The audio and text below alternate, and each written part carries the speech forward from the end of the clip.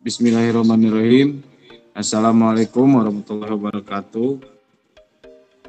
Waalaikumsalam. Perkenalkan, kami dari Kimia Universitas Ahmad Dahlan. Sebelumnya perkenalkan, nama saya Muhammad Akmal Taufikur Rohmi. Saya Rizal Vanusa Dewanto. Saya Ahmad Sabilal Muhtadin. Di sini kami akan menerangkan tentang Saccharomyces cerevisiae dalam dunia industri.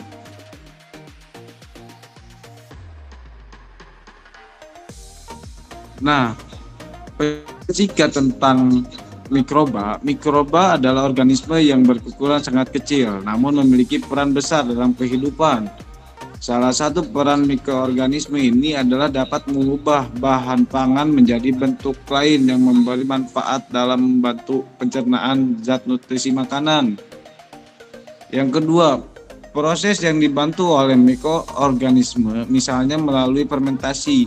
Proses fermentasi menghasilkan senyawa-senyawa yang sangat berguna, mulai dari makanan sampai obat-obatan. Terdapat banyak sekali jenis-jenis mikroorganisme yang berperan dalam proses fermentasi dan meningkatkan produk. Nah, ini adalah bentuk gambaran mikroorganisme Saccharomyces cerevisiae.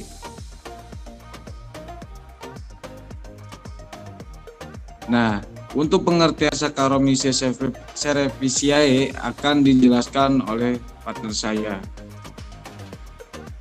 Saccharomyces cerevisiae adalah jamur bersel tunggal.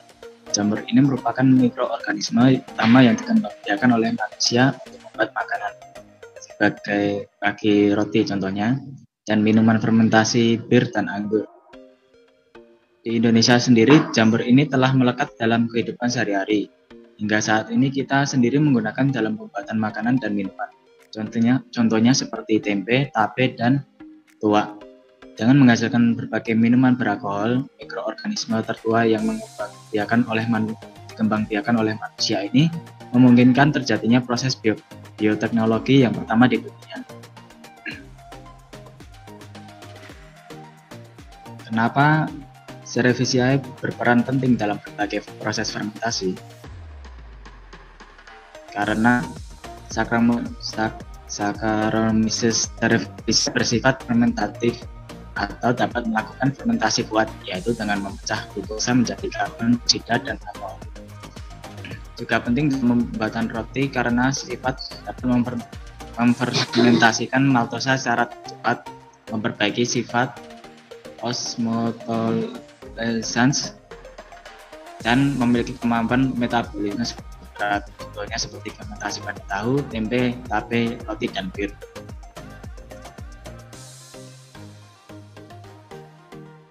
Selanjutnya akan dijelaskan oleh teman saya. Oke. Terdapat kelebihan dan kekurangan untuk mikroba jenis Saccharomyces cerevisiae. Kelebihan mikroba jenis ini yaitu yang pertama, dalam pembuatan roti, mikroba ini bersifat dapat menfermentasikan maltosa secara cepat, kemudian memperbaiki sifat osmotoleransi, kemudian rapid fermentation kinetic, freeze dan tau tolerance, dan memiliki kemampuan memetabolisme substrat. Yang kedua, pemakaian ragi dalam adonan sangat berguna untuk mengembangkan adonan karena terjadi proses peragian terhadap gula dan memberikan aroma terhadap alkohol. Yang ketiga, memiliki ciri khas utama dari tekstur, rasa, dan aroma yang dimiliki masing-masing bahan pangan. Kemudian untuk kekurangan, yang pertama, mikroba jenis ini dapat memanfaatkan amonia dan urea sebagai satu-satunya sumber nitrogen, tetapi tidak dapat memanfaatkan nitrat karena mereka tidak toleran terhadap ion amonium. Dengan ini, mikroba jenis ini tidak dapat dimanfaatkan sebagai agen bioremediasi untuk mengontrol kadar amonia dan nitrit di tambak udang. Yang kedua, jika tidak memperhatikan kondisi mikroba ini, contoh pH, fermentator, dan sifat-sifat proses, maka fermentasi yang dihasilkan akan kurang maksimal. Kemudian beberapa industri atau bidang industri yang memanfaatkan khamir jenis Saccharomyces cerevisiae, yaitu industri roti atau bakery, kemudian ada industri flavor, kemudian ada industri alkohol atau farmasi, dan yang terakhir ada industri pakan ternak.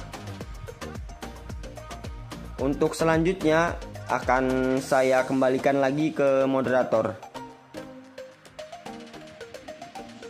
Jadi kami menyimpulkan bahwa mikroorganisme ini berperan sebagai fermentasi makanan, terutama roti dan minuman beralkohol, karena dapat memecah glukosa menjadi karbon dioksida dan alkohol.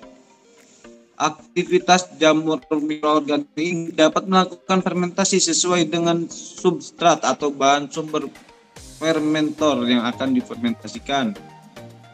Pada fermentasi, roti mikroba ini dalam keadaan anaerob mampu menghasilkan CO2, yang mana gas ini akan mendesak lapisan yang elastis dan ekstensibel yang selanjutnya menyebabkan pengembangan, penambahan volume atau adonan.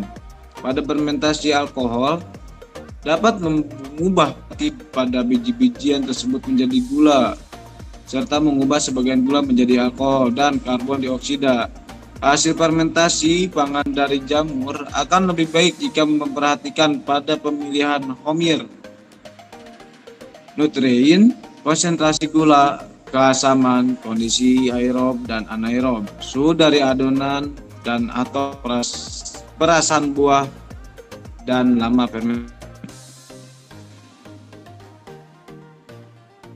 Sekian dari pemaparan presentasi dari kelompok kami. Maaf apabila ada salah kata atau kalimat yang tidak enak untuk didengar.